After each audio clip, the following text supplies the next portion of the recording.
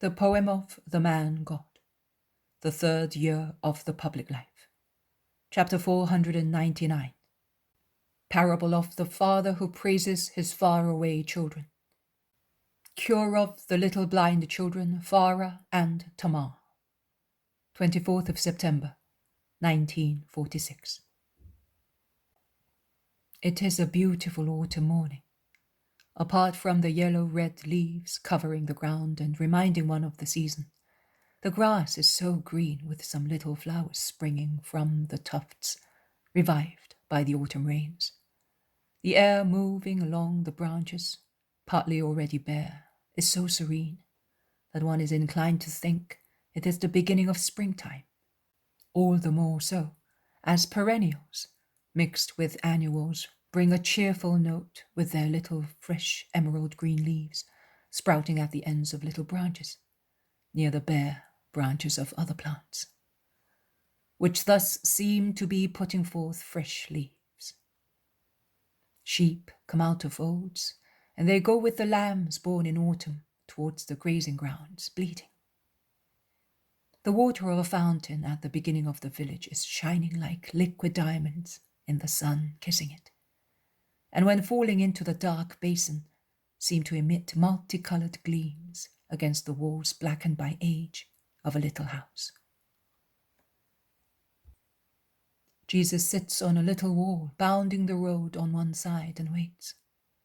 His apostles and the villagers are around him, while the shepherds, who do not wish to spread out too far, confined as they are by their flock, instead of climbing higher up, remain on both sides of the road towards the plain.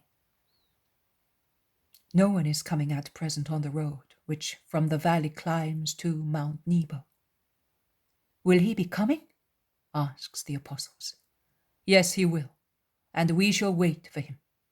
I do not want to disappoint a dawning hope and destroy a future faith, replies Jesus. Are you not happy here? We have given you the best we had, says an old man who is warming himself in the sun.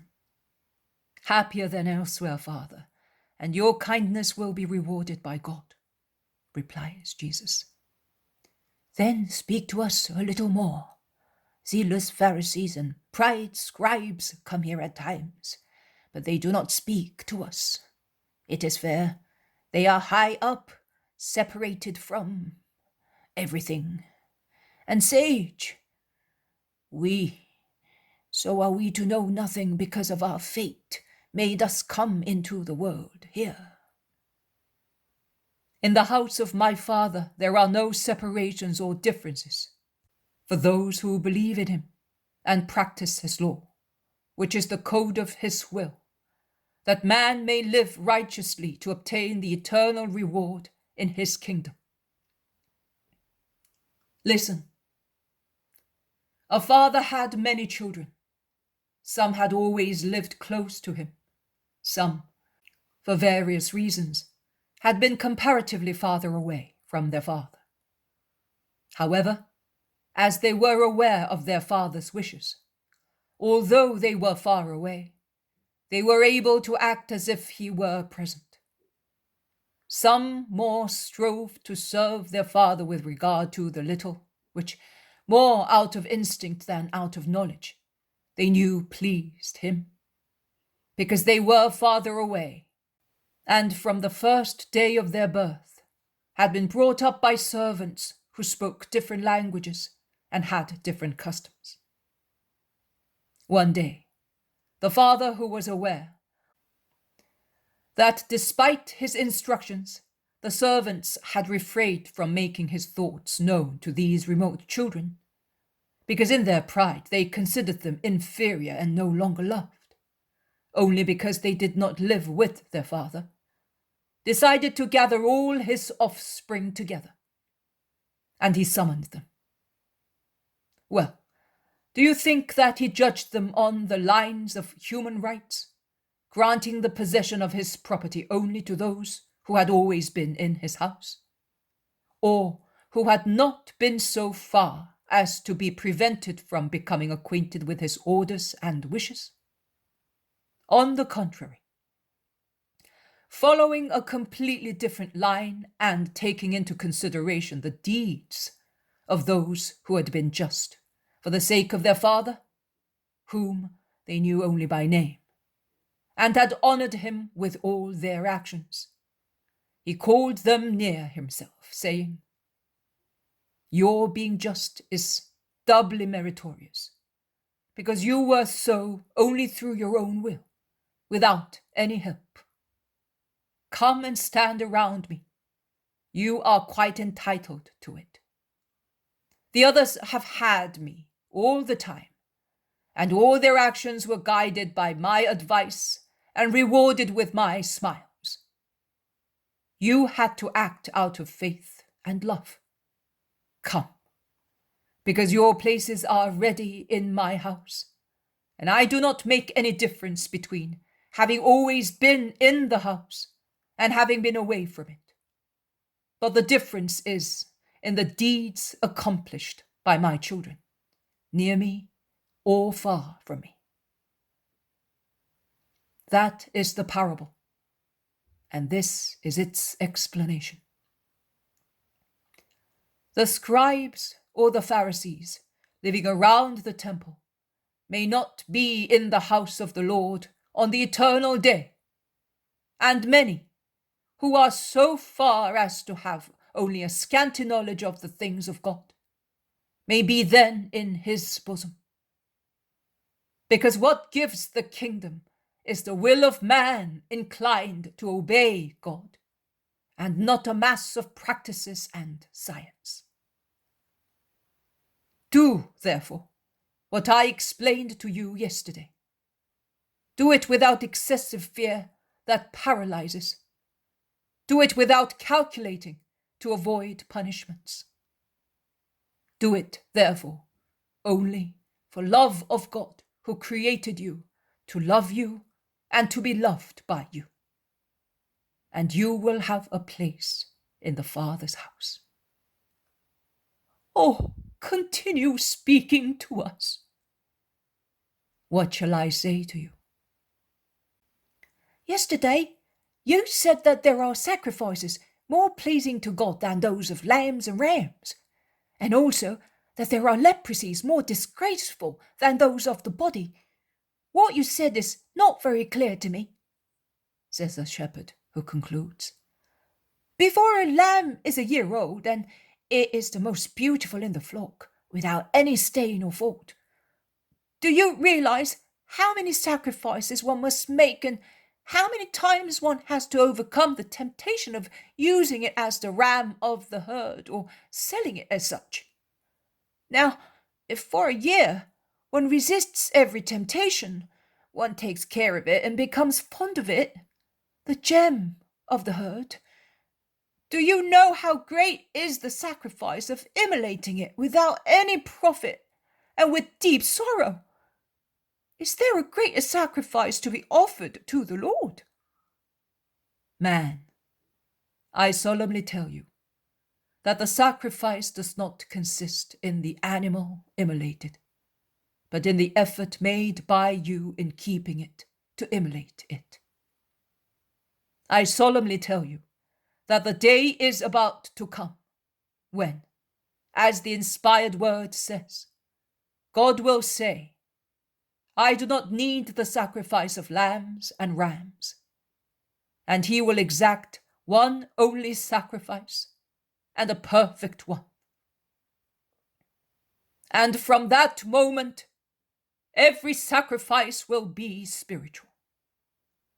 By ages ago it was said, which sacrifice is preferred by the Lord? David exclaims, weeping, "If you had wanted a sacrifice, I would have given it to you. But holocausts give you no pleasure. The sacrifice for God is a contrite spirit." And I add, obedient and loving.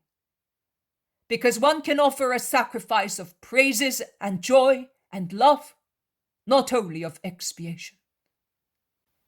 The sacrifice for God is a contrite spirit. You, O God, will not scorn a contrite and humiliated heart.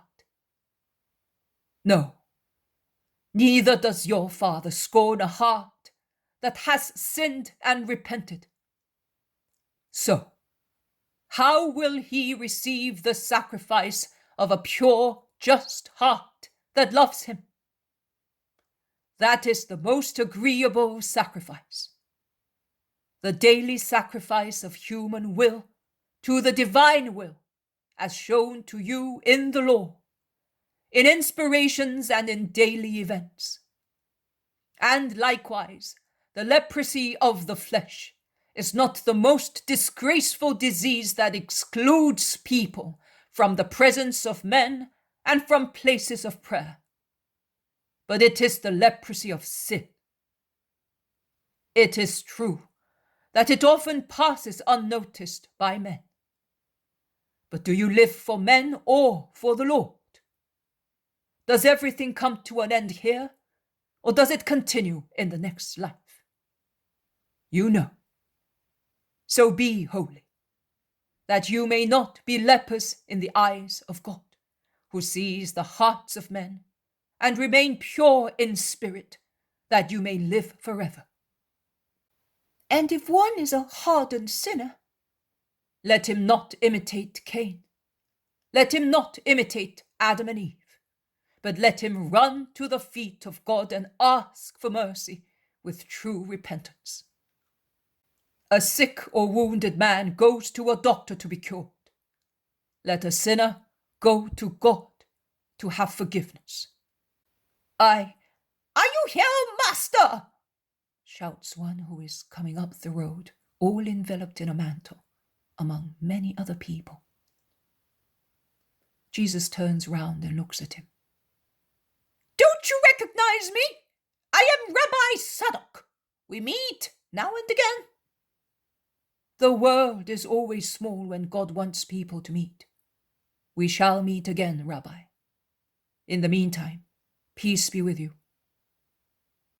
The other does not reciprocate the salutation of peace, but he asks, What are you doing here? I have done what you are about to do. Is this mountain not a holy one for you? You have said it, and I have come with my disciples, but I am a scribe. And I am a son of the law, so I venerate Moses as you do. That is a lie! You make void his word with yours, and you exact obedience to yours, no longer to ours.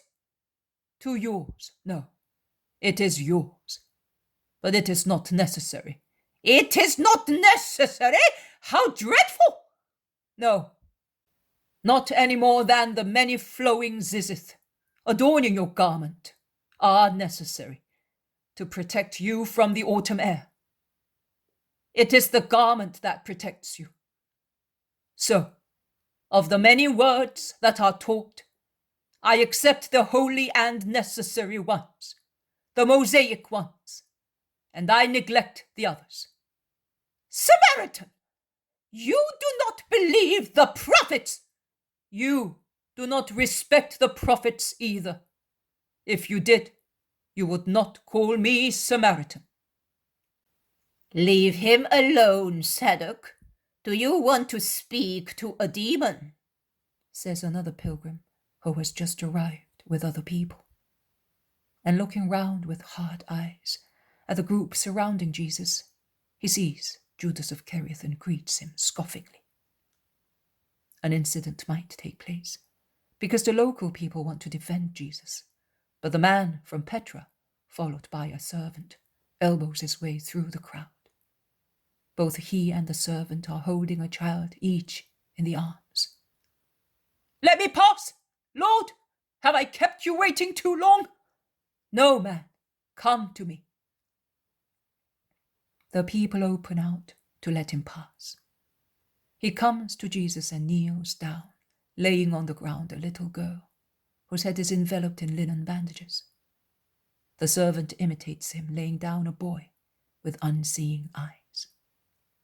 My children, Master Lord, he says, and all the hope and grief of a father quiver in the short sentence. You have had much faith, man. Supposing I had disappointed you, or you had not found me, or I said to you that I cannot cure them, I would not believe you, neither would I believe the evidence of not seeing you. I would say that you had hidden yourself to test my faith, and I would look for you until I found you. And what about the caravan and your prophet? Such things? What are they with respect to you, who can cure my children and give me firm faith in you? Uncover the girl's face, orders Jesus. I keep it covered because the light hurts her very much. It will only be a moment of pain, says Jesus. But the little girl begins to weep desperately and does not want to be unbandaged. She is behaving like that because she thinks that you will torture her with fire as the doctors did, explains the father while struggling to remove the child's hands from the bandages. Oh, don't be afraid, little girl. What is your name? The girl is weeping and does not reply. Her father replies in her stead. Tamar, from the place where she was born, and the boy Fara. Don't weep, Tamar. I will not hurt you. Feel my hands. I am not holding anything. Come to my lap. In the meantime, I will cure your brother, and he will tell you what he felt. Come here, child. The servant pushes towards Jesus' knees the poor little blind fellow whose eyes have been ruined by trachoma. Jesus caresses his head and asks him, Do you know who I am? Jesus the Nazarene, the Rabbi of Israel, the Son of God. Will you believe in me? Yes, I will. Jesus lays his hand on the boy's eyes, covering more than half of his face. He says, I want it, and may the light of his eyes open the way to the light of faith. And he removes his hand. The boy utters a cry, taking his hands to his eyes, and then says, Father, I can see! But he does not run to his father. In his boyish spontaneity, he clings to Jesus' neck and kisses his cheeks and remains thus, embracing his neck, with his little head sheltered on Jesus' shoulder, to get his eyes accustomed again to sunshine. The crowds shout at the miracle, while the father would like to remove the boy from Jesus' neck. Leave him. He is not disturbing me. Only, Fara, tell your sister what I have done to you. A caress, Tamar. It felt like Mummy's hand. Oh, be cured as well, and we shall play again. The girl, still somewhat reluctant, has herself placed on the knees of Jesus, who would like to cure her without even touching her bandages. But the scribes and their companions shout, It's a trick! The girl can see! It's a plot to take advantage of your confidence in him, oh inhabitants of this place! My daughter is sick! Never mind. Now, Tamar, be good and let me remove your bandages. The girl, who is now convinced, agrees. What a sight when the last linen bandage is removed. 2 red, scabby, swollen sores are in the place of her eyes, and tears and pus run down from them. The crowds yell with terror and pity, while the little girl takes her hands to her face to protect herself from the light, which must make her suffer terribly. 2 red, recent burns appear on her temples.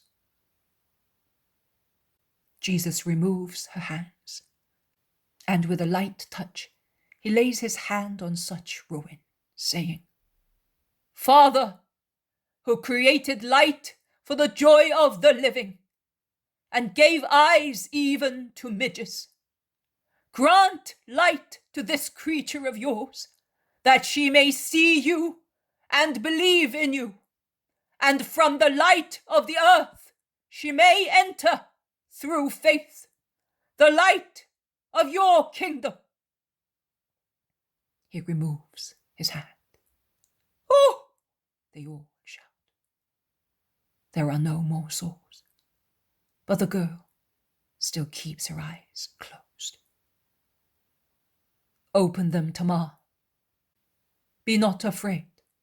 The light will not hurt you. The girl obeys rather timorously and opens her eyelids, showing two lively dark eyes.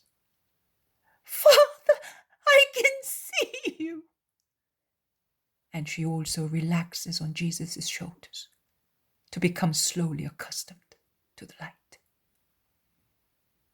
The crowds are rejoicing while the man from Petra throws himself at Jesus' feet, weeping for joy.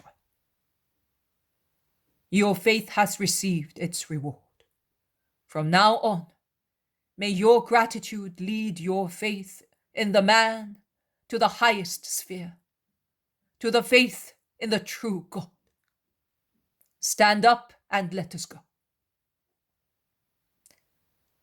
And Jesus puts down the girl who smiles happily, and it becomes detached from the boy when he stands up.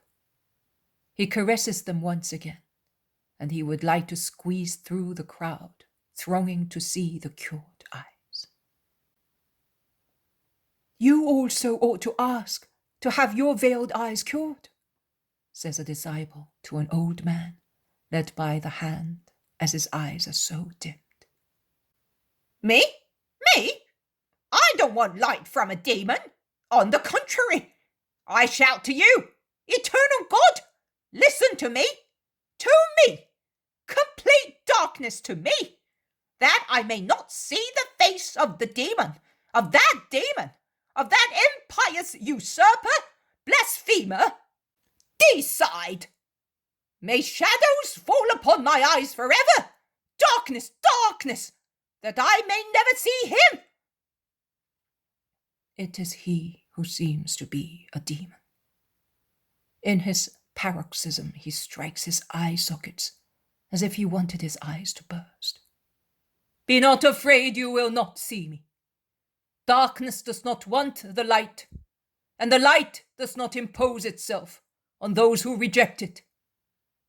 I am going, old man. You will not see me again on the earth, but you will see me just the same elsewhere. And Jesus is so depressed that the gait typical of very tall people, slightly inclined forward, is more outstanding as it sets out downhill. He is so dejected that he already seems the condemned man descending the Moriah under the load of the cross. And the shouts of his enemies, incited by the old madman, are very much like the shouts of the crowds in Jerusalem on Good Friday. The man from Petra, mortified, with the little girl weeping out of fear in his arms, whispers, Because of me, Lord, because of me. You have done so much good to me. But to you, I have something for you in the tent on the camel. But what is it compared to the insults which I have brought about? I am ashamed that I came near you. No, man, that is my bitter daily bread, and you the honey sweetening it. The bread is always more than the honey, but a drop of honey is sufficient to make much bread sweet. You are good, but at least tell me, what shall I do to dress those wounds? Keep faith in me, for the time being as best you can. Before long, yes, my disciples will come as far as Petra and farther. Then follow their doctrine, because I shall speak through them. And for the time being, speak to those of Petra of what I did for you, so that when those surrounding me and others will come in my name, this name of mine is not unknown to them. At the end of the descent on the Roman road, there are 3 camels, one with just the saddle, the others with baldachins. A servant is watching them. The man goes to the tent and takes some parcels from it. Here, he says, offering them to Jesus. They will be useful to you. Do not thank me. It is I who have to bless you for what you have given to me. If you can do it for uncircumcised people, bless me and my children, Lord. And he kneels down with the children. The servants imitate him. Jesus stretches out his hands, praying in a low voice, looking fixedly at the sky. Go, be just, and you will find God on your way, and you will follow him without ever losing him. Goodbye, Tamar. Goodbye, Fara. He caresses them before each of them climbs on a camel with the servants. The animals stand up at the cries of the camel drivers, and they turn, trotting southwards. 2 little brown hands stretch out from the tents, and 2 shrill voices say, Goodbye, Lord Jesus! Goodbye, Father! The man is about to mount too. He bends to the ground and kisses Jesus' garment. He then mounts and departs northwards. Now let us go, says Jesus, setting out northwards as well. What? Are you no longer going where you wanted to go? They ask him. No, we cannot go any longer. The voices of the world were right, because the world is shrewd and is aware of the works of the demon. We shall go to Jericho. How sad is Jesus. They all follow him, laden with the parcels given by the man, dejected and speechless.